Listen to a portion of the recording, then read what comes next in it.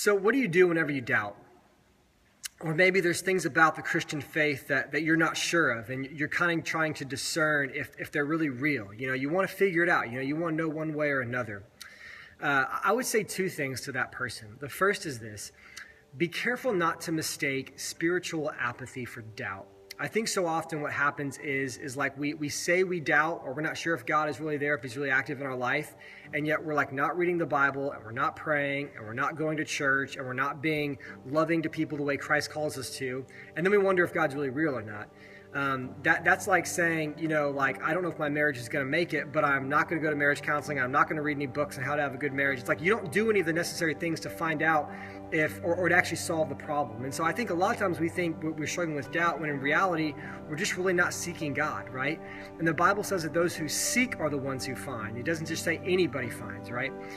But the second thing I would say is this: if you are genuinely wanting to seek out God, and if you're genuinely in a season of your life where you love the Lord, but you're honestly struggling with certain kinds of doubts, what I would recommend is to touch the faith.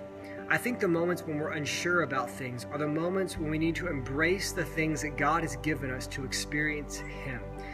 Usually in my experience, when people are reading the Bible with an open heart and open mind, when people are going to God in prayer and believing that God is listening to them and is with them, when people are walking with the church every single week and gathering to worship and for community and fellowship and the Lord's Supper, when people are being obedient in generosity and they're giving to those in need as Christ has commanded to us, when we're trying to love God and love people, when you're actually trying to practice the Christian faith, it's funny how you begin to see, this is really legitimate. You begin to encounter God in your life because you're basically taking advantage and using the things that God is giving you to encounter Him and to see Him.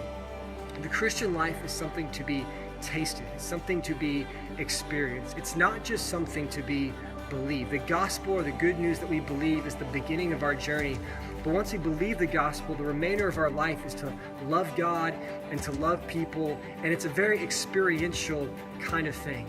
And so for anyone that struggles with doubt, I would always say that make sure that you're actually seeking out God in a way that He wants to reveal Himself to you. But then secondly, if you really are doubting, you're just not sure, but you really want to come to that place where you know if God's there, I would always encourage you to practice the faith, even in the moments when you don't feel like it. Seek God out, go to the Bible, go to prayer, be obedient to the teachings of Jesus Christ. And I think it's in those places that God really shows up and confirms that He is not only with us, but He loves us.